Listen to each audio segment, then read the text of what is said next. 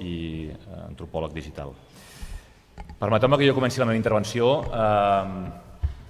explicant més el context d'aquest projecte i per què, el motiu d'aquest projecte.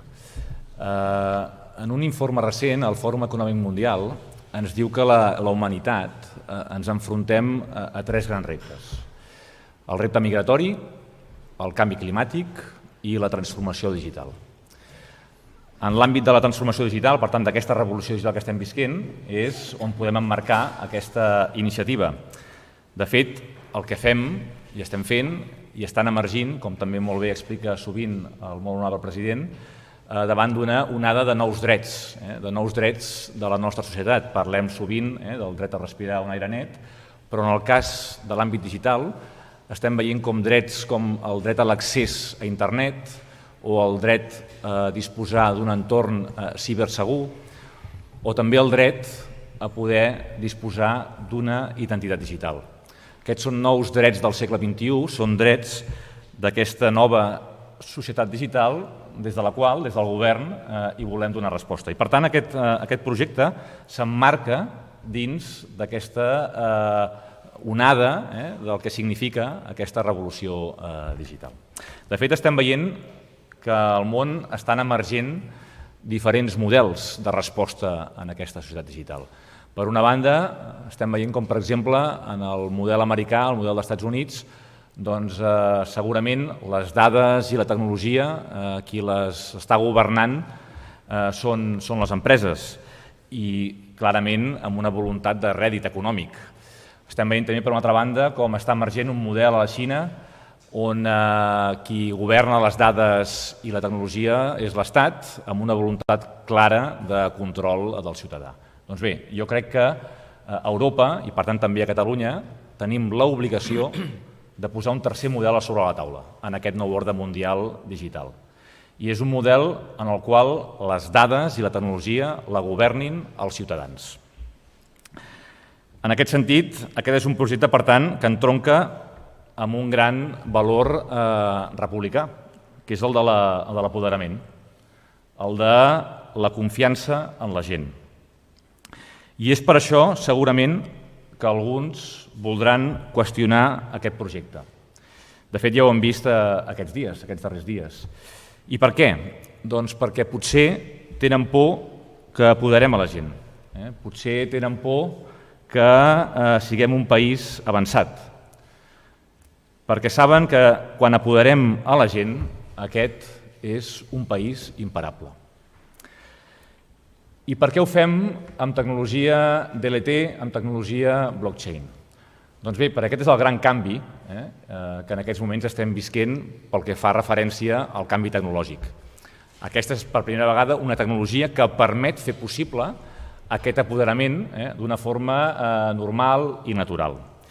De fet, la tecnologia DLT, la tecnologia blockchain, ens permetrà, per exemple, en el camp de la identitat, com és en el projecte d'Identicat, que s'evitin robatoris massius de dades, com passa ara, per exemple, a nivell mundial, quan veiem notícies de robatoris de credencials massives. Per tant, amb aquest projecte evitarem ser, en aquest cas, no tan vulnerables en aquest risc. També reduïm el risc de l'efecte que se'n diu Big Brother, del gran germà, del control del ciutadà, perquè el que fem és descentralitzar les dades del ciutadà en ells mateixos, els donem el poder del control de les seves dades. A més, també creiem que aquest és un projecte basat en aquesta tecnologia que millora el compliment de la llei de protecció de dades respecte al que ara disposem.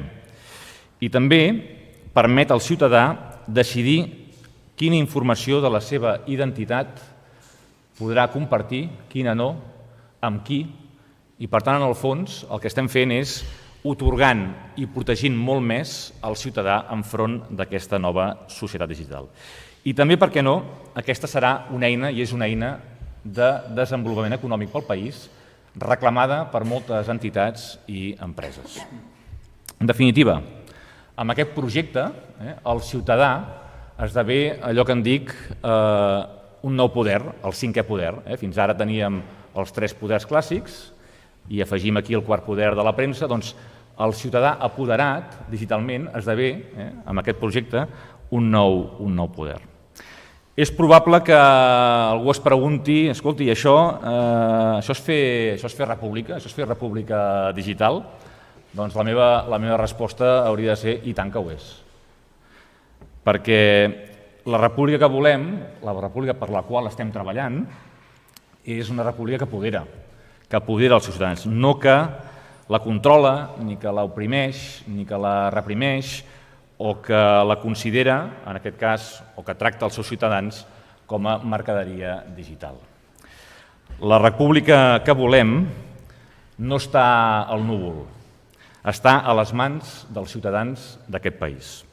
I Identicat n'és una eina per fer-ho possible. Moltes gràcies i molt bon dia. Moltes gràcies, conseller. Ara, per tractar tota una sèrie d'assumptes sobre les qüestions jurídiques d'aquest projecte, té la paraula el senyor Nacho Alamillo, doctor en dret, expert en sistemes d'informació digital. Moltes gràcies, molt honorable president de la Generalitat, honorable conseller.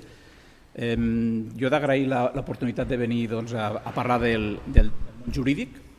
Com és sabut i fa ja temps que venim parlant d'això, el dret és particularment intens en el cas de l'administració pública, perquè, com tots vostès saben, l'administració pública necessita sempre una potestat administrativa, un títol habilitant per actuar. I quan aquest títol habilitant no és evident, normalment es planteja el dubte sobre si correspon a l'administració pública actuar en un determinat espai o no actuar en aquest determinat espai. En aquest cas, en l'espai de la identitat digital, tradicionalment qui ha actuat són les empreses privades i això de fet ha donat lloc, com es comentava immediatament ara, a l'anomenat capitalisme de les dades, el capitalisme de la vigilància global. En efecte, avui en dia les identitats estan més en mans d'empreses privades que fan negocis amb els nostres perfils que realment en mans dels ciutadans o de l'administració. Per tant, és interessant i és una línia de treball, és una línia de tendència a nivell de la Unió Europea que impulsa la protecció de dades de caràcter personal amb particular fermesa, doncs retornar, canviar aquest model i retornar les dades als seus titulars legítims. Forma part de la idiosincràsia, forma part del model europeu en un entorn globalitzat, com s'ha dit. Per tant, d'alguna manera, el que veiem és una tendència que ens permet retornar les dades al ciutadà. Però com a administració necessitem un títol competencial, necessitem una potestat administrativa, necessitem tenir el dret, la capacitat de fer-ho.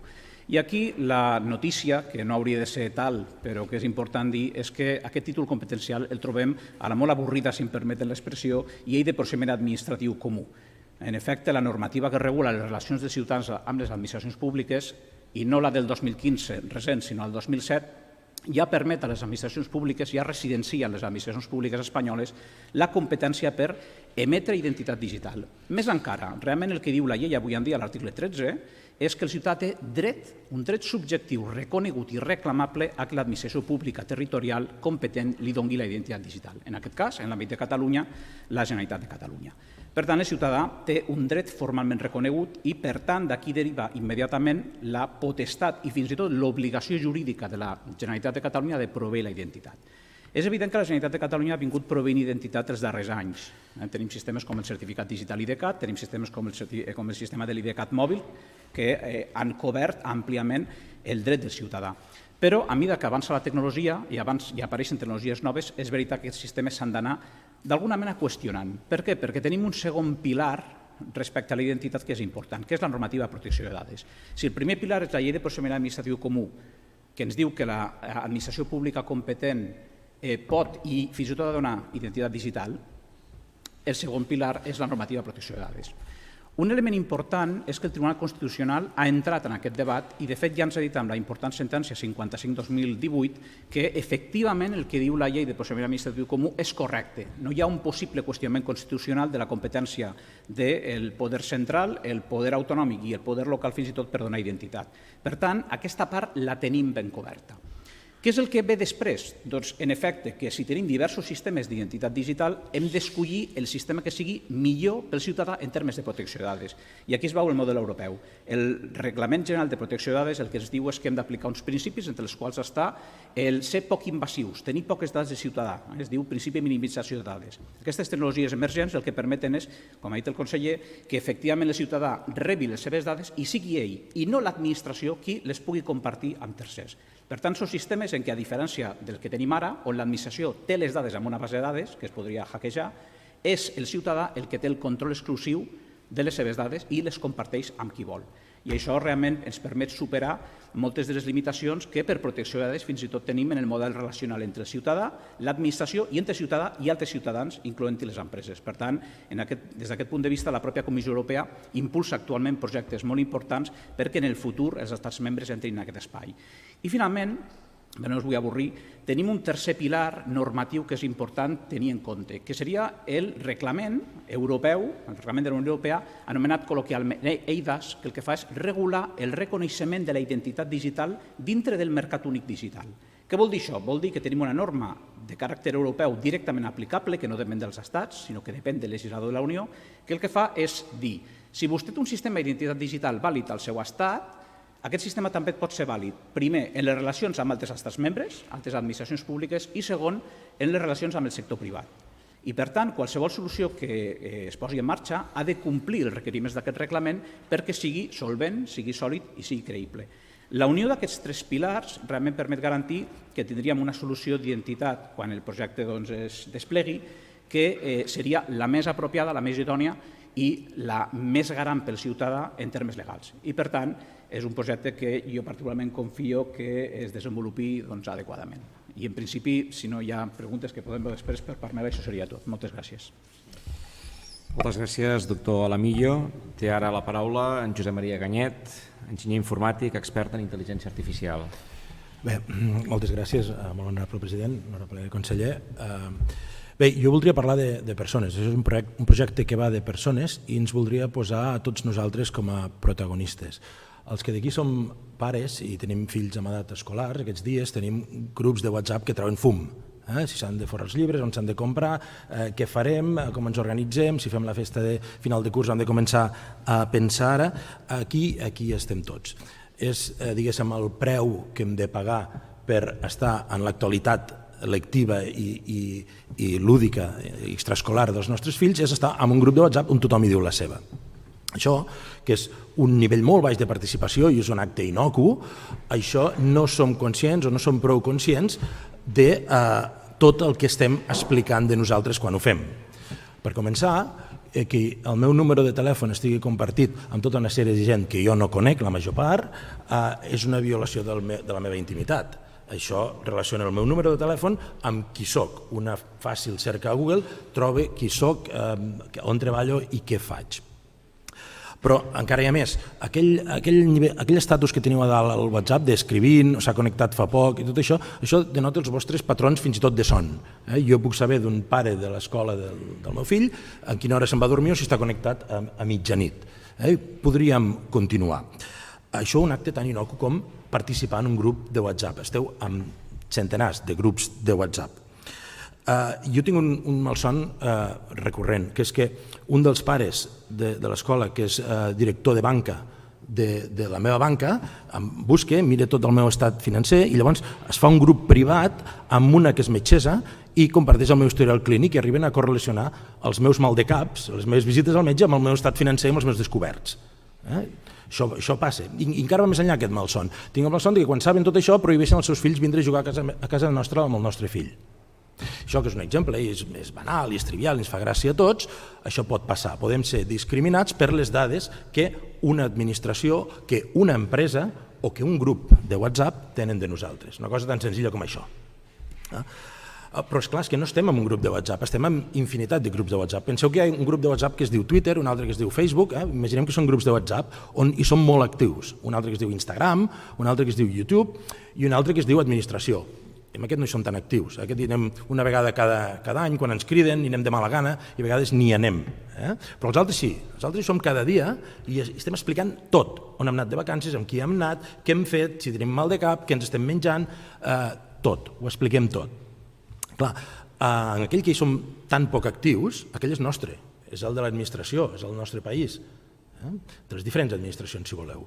Els altres són privats, els que els hi expliquem tot, els que els hi cedim totes les dades, el que els hi cedim on treballem, en quin relacionem, el nostre estil de vida, on anem de vacances, tot, les nostres frustracions, les nostres ràbies, especialment a Twitter. Aquests estan en mans privades i no estan aquí, i no estan a la Unió Europea, estan a Silicon Valley la major part d'ells, però en tot cas estan als Estats Units. Són els serveis que amb molta alegria regalem les nostres dades, la nostra activitat, i són ells qui ens donen la nostra identitat digital. Fixeu-vos com Facebook ja ha anunciat que traurà una criptomoneda l'any que ve, no només ens donen identitat, pots participar en aquest grup, sinó que a més et donen estructures d'estat pràcticament. Google té una borsa, que és la borsa dels anuncis, si pagues més, puges més, és un sistema de borsa. Apple acaba de treure una targeta de crèdit, que és blanca, és perfecta, és Apple, hi ha una poma només. Quanta gent no tindrà aquesta targeta només per l'estatus que això representa?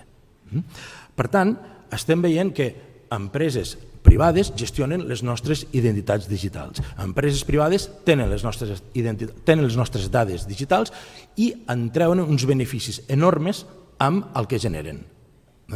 El que fins en un principi era que els seus algoritmes d'intel·ligència artificial milloraven la nostra experiència, ara és a l'inrevés. Amb la nostra experiència física, amb les nostres dades conductuals, el que estem fent és millorar aquests algoritmes d'intel·ligència artificial.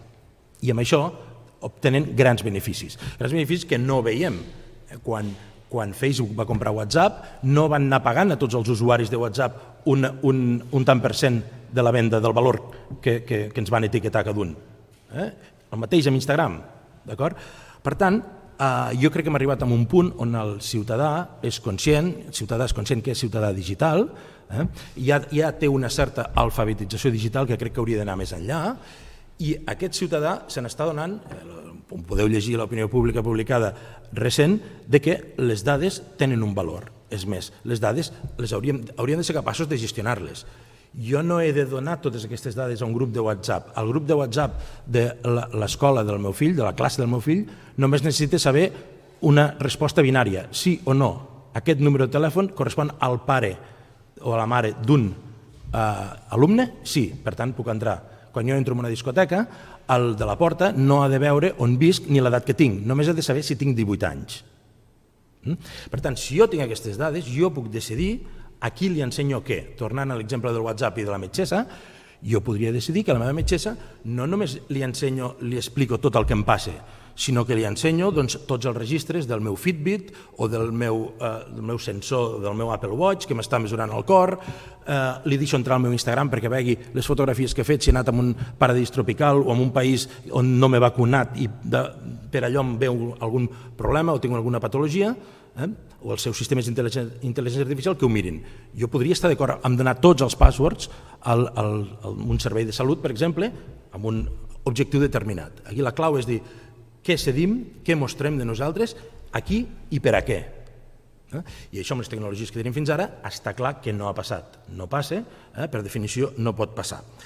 I només hi ha una manera de fer-ho. La manera de fer-ho és donar el control als ciutadans, és buscar la solució tecnològica que possibiliti això, i això és identicat. I per acabar, en el seu moment, i això s'emmarca dins aquesta revolució digital, un crit revolucionari era la terra pel qui la treballa, ara el crit revolucionari és la dada pel qui la treballa.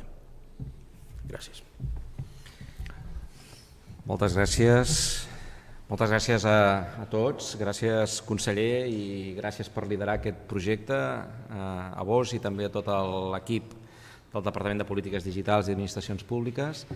Gràcies, doctor Alamillo, també per situar el punt jurídic concret que sens dubte aquest projecte pot arribar a suscitar, però penso que és bo que sortim amb el camp base jurídic aplanat i concretat.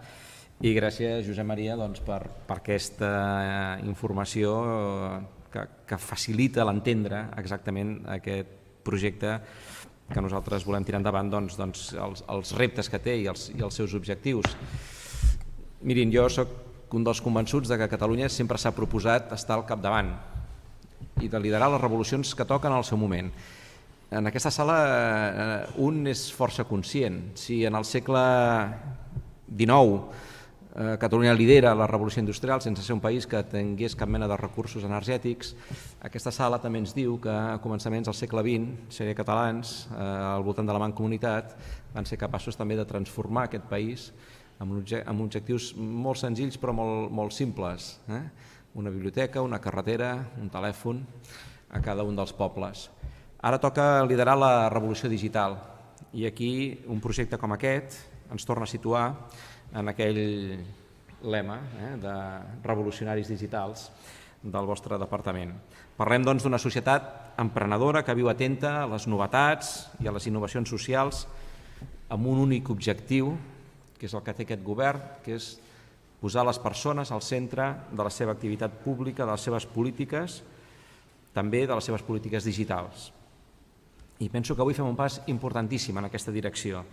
Incorporem de manera decidida dues d'aquestes innovacions socials, el concepte de ciutadania digital, per una banda, i la tecnologia DLT, Distributed Ledger Technology, sobre la qual s'implementen les solucions blockchain. Catalunya es converteix d'aquesta manera en el primer país per dotar-se d'una identitat digital descentralitzada en el que el ciutadà és propietari, gestor i custodi exclusiu de la seva identitat i de les seves dades. Aquest model de ciutadania fa una cosa que és molt i molt important per als temps que venen, apodera el ciutadà, i que relliga, tal com deia el conseller, amb el que és un dels conceptes claus del republicanisme, que és apoderar la ciutadania. Com s'ha explicat molt bé, aquest projecte s'empara en les competències de la Generalitat en administració electrònica i té un marc legal clar, que és el reglament EIDAS aprovat per la Unió Europea. Esdevenim pioners, i és bo i és un orgull per aquest país estar treballant per aquest lideratge també en el món digital. Ens posem a l'altura de països com Estònia, Finlàndia, Noruega o Suïssa, que han obert el seu model de ciutadania i que ja comencen a no ser presoners dels models d'identitat obligatòriament vinculats a la idea dels antics estat-nació amb fronteres i guardians. Som al segle XXI, en ple segle XXI, i cal que avancem en l'apoderament ciutadà i en el desenvolupament de la identitat digital. El poder de la ciutadania és el centre del projecte republicà i la identitat digital és apoderament ciutadà. Parlem d'un self-sovereign identity, identitat digital autosobirana, que connectarà amb els models de relació que s'obren camí arreu del món. Aquesta identitat digital donarà un accés directe i segur als ciutadans per serveis, iniciatives i prestacions. És una millora claríssima pels ciutadans i per això avui, en aquesta presentació, li donem el tret de sortida aquí, al Palau de la Generalitat.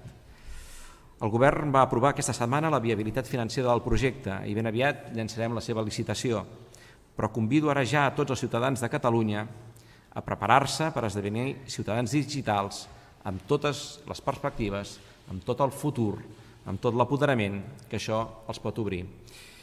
Per la meva part, res més. Agrair-los a tots la seva assistència i estem a l'espera de si algú té alguna pregunta per contestar-la. Gràcies.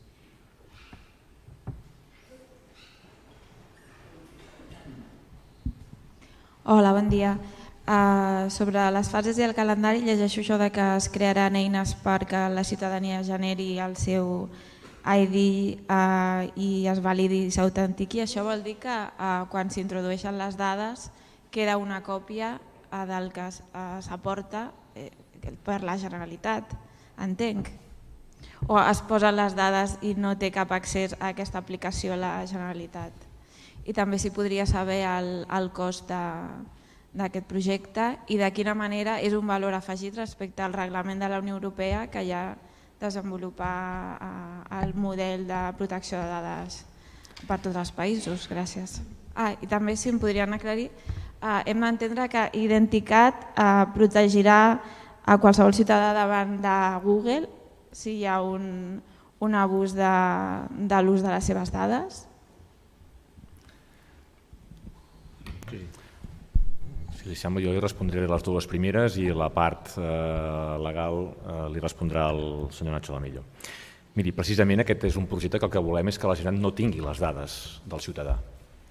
És un projecte clarament en sentit invers. El que volem en tot el procés, que encara no està definit, perquè això acabarà, diguéssim, amb una solució tecnològica que està per desenvolupar, per dir-ho així, i per tant, permeti'm que no en donguin detalls, perquè ni jo mateix sé com serà, diguéssim, el resultat de l'aplicació. Tot just ara, diguéssim, arrencarem la licitació, però en tot cas el propòsit és l'invers del que vostè comentava. La Generalitat no vol, en cap cas, disposar d'aquestes dades personals d'identitat del ciutadà. És el ciutadà el que tindrà les seves dades d'identitat i el que en podrà fer l'ús que en cregui en cada moment. I pel que fa al cost, el que sí farà la Generalitat, evidentment, és garantir i fer de validador de la tecnologia que permet fer això possible. Aquest és el rol que té, en aquest cas, el Govern de Catalunya en aquest projecte. Sí, però insisteixo, que les dades no estaran ni seran de la Generalitat ni custodiades per la Generalitat, sinó pel mateix ciutadà. Ho fem precisament per ser encara més complidors de la llei de protecció de dades que ho són els actuals sistemes d'identitat actualment en funcionament amb tecnologies anteriors. En segon lloc, el cost d'aquest projecte, inicialment, la licitació que avui anunciem, que de fet ha aprovat ja el govern, per tant no estem parlant d'un PowerPoint, estem parlant ja d'una realitat pressupostària, és de 550.000 euros en el si d'aquesta licitació, que això exclou, evidentment, els diners que posteriorment es dedicaran també a l'impuls d'aquesta identitat des d'una perspectiva de comunicació, de difusió, etc., que això ja serà en fases posteriors. I pel que fa al tema de la legalitat? Sí, això és per mi. A veure, en principi, des de la perspectiva europea tenim dos reglaments que entren en joc. Un és el reglament EIDAS, que bàsicament el que fa és establir aquest mecanisme d'intercanvi de sistemes d'identitat, que es va dissenyar pels sistemes que tenim actualment en funcionament. Aquí el que s'està fent a la Unió Europea, perquè això s'ha començat ja a treballar des de dintre de la Comissió Europea, és a dir, és una cosa ja real, que ja ha començat com a projecte i té experts i té dotació pressupostària, és començar a estudiar els canvis que s'han de fer en aquest reglament, que són canvis molt tècnics, molt menors. De fet, no cal ni legislar ni canviar la norma, sinó que s'ha de veure com s'implementa un model que sigui autosobirà, de tal manera que quan, per exemple, aquí s'implementi una tecnologia d'identitat distribuïda es pugui fer servir amb les relacions, per exemple, amb França. Això és una cosa que els serveis tècnics de la Comissió estan treballant i que en algun moment implementaran. Per què? Doncs perquè el reglament és neutral tecnològicament i, per tant, pot encabir qualsevol tipus de tecnologia. Avui en dia tenim en funcionament ja, per alguns sistemes d'identitat, el marc transfronterer i, per tant, efectivament, amb alguns sistemes d'identitat els estrangers es poden autenticar aquí i a l'inrevés. Però aquests nous sistemes, com que en algun moment es posaran en marxa, doncs la Comissió Europea ja els està començant a adaptar. Això què vol dir? Que vol dir que és important que agafem el marc de seguretat d'aquest reglament i diguem, escolta, la forma d'identificar el Nacho Alamillo quan hagi d'obtenir aquesta identitat ha de ser X, perquè si no es fa bé no seria reconegut. Aquest és el primer tema, però la pregunta no anava ben bé per aquí, la pregunta anava pel tema del reglament de protecció de dades. De fet, la qüestió del reglament de protecció de dades és molt interessant perquè el que ens portarà segurament és al següent debat. Si avui en dia tenim una tecnologia que és més invasiva que aquesta tecnologia, no passarà la tecnologia que tenim ara a ser il·legal per aplicació del Reglament General de Protecció de Dades quan aquesta tecnologia funcioni? La resposta hauria de ser sí. Per què? Perquè el ciutadà té un dret constitucionalment reconegut i reconegut també a la Carta Europea de Drets a no tolerar invasions excessives de la seva privacitat. Per tant, el gran debat que hi haurà en algun moment, que no és avui en dia, és quan tinguem aquesta tecnologia, el ciutadà li podem imposar fer servir l'altra? I molt possiblement la resposta serà no, no podrem. Per tant, aquest tipus de projecte realment és un projecte d'apoderament ciutadà. Per què? Perquè el treu de la supervisió estatal, clarament. I per això és un projecte que és tan potent en termes de no control públic. I per reformar una mica, efectivament, aquests sistemes, per la seva pròpia definició, i això ho estem normalitzant a ISO actualment, en el TC307 de blockchain, on es treballa també temes d'identitat, per definició són dades que no té qui verifica la identitat d'algú. Si jo me ve a la Generalitat i verifica que em dic Nacho Alamillo, amb la majoria de solucions que avui en dia s'estan experimentant i s'estan posant en marxa, la Generalitat no té la dada, me la dona a mi, només la tinc jo, perquè si no ja no és un sistema autosobirà. Per tant, en realitat tot es guanya en termes de privacitat. Clarament. I per tant, aquest debat de política pública es donarà quan aquest tipus de sistema estigui operatiu. Segurament haurem de cancel·lar els antics sistemes per donar compliment al propi Reglament General de Protecció de Dades. M'agradaria saber si aquesta eina podria ser un primer pas per intentar implementar de nou un DNI propi o no té res a veure.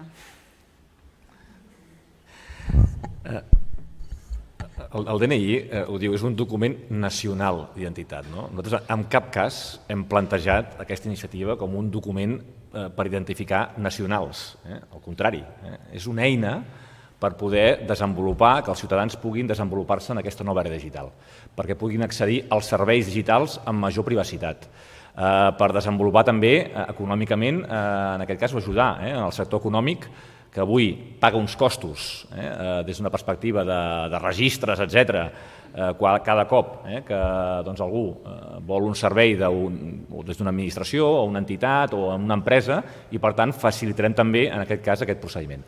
Per tant, no estem parlant en cap cas d'un document nacional d'identitat, tot el contrari, estem parlant d'un instrument de servei digital per apoderar, en aquest cas, el ciutadà i garantir-li, en aquest cas, la màxima privacitat que atorga en aquests moments el reglament o la llei de protecció de dades. Aquí darrere també, perquè ens ho imaginem, és com una contrasenya, com ens ho hem d'imaginar?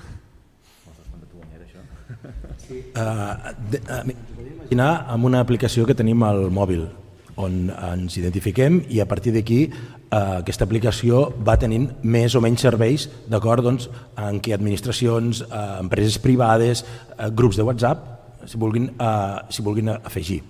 Tu has d'imaginar com el login de Facebook que utilitzes moltes vegades per donar-te d'alta en webs de tercers. I tu has d'imaginar, jo crec que breument, perquè el meu desig és que els mòbils desapareguin molt aviat. Per tant, no sabem en un futur immediat com això serà, com això es materialitzarà o desmaterialitzarà. Però en tot cas és un servei digital que ara, per la comoditat i la penetració que té format o es visualitza en format d'aplicació, però d'aquí un temps no ho sabem. Disculpa, també per aprofundir més en la resposta, només dir que el que sí busquem, evidentment, nosaltres des del Govern de Catalunya és que aquest esdevingui un estàndard d'ús al nostre país i, per tant, que sigui el mecanisme que tinguin els ciutadans per abordar la seva identitat en el marc d'aquesta societat digital. ¿Se materializara como una aplicación tendría algún tipo de coste?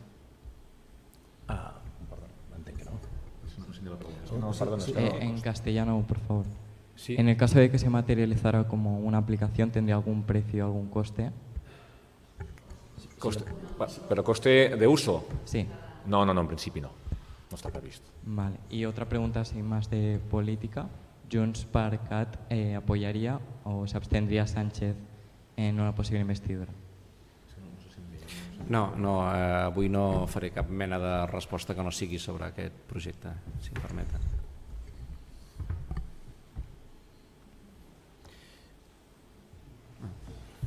Aquí hi ha una pregunta.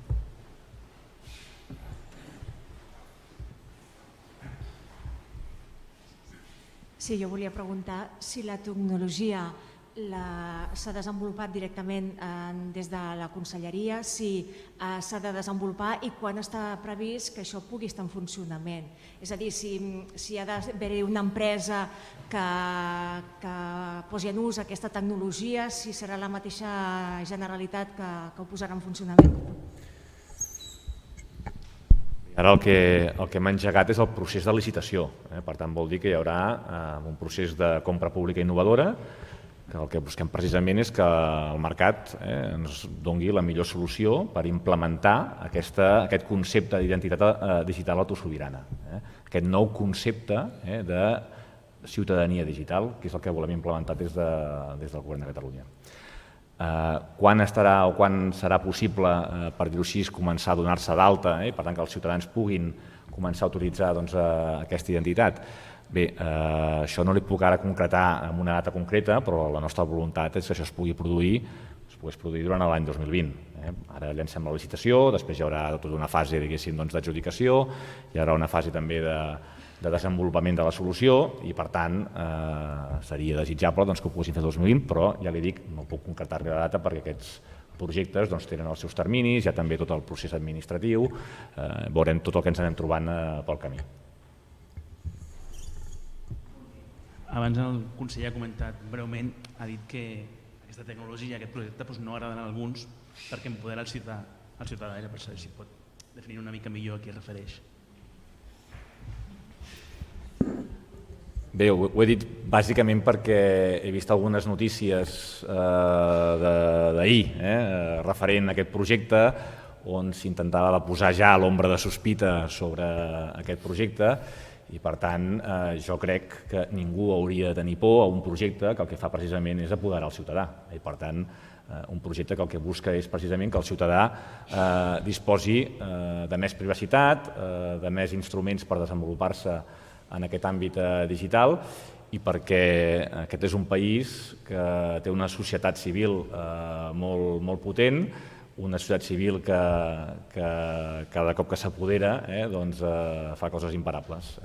Puc entendre que per aquí algú això li signifiqui alguna por, però en tot cas, escolti, és que si no al final no faríem res, perquè qualsevol projecte que impulséssim des de la Generalitat, des de la compra d'un paper o un boli, podria ser interpretat com estaria sota sospita de qualsevol acció que va més enllà del propòsit que té aquest projecte, que és, sobretot, dotar els ciutadans d'una eina fonamental per desenvolupar-se en aquesta nova era digital. Conseller, si m'ho permeteu, conseller, jo diria que si no desperta sospites no és innovació. Això també és veritat. Sí, sempre. Molt bé, doncs moltes gràcies. Una última paraula? Sí.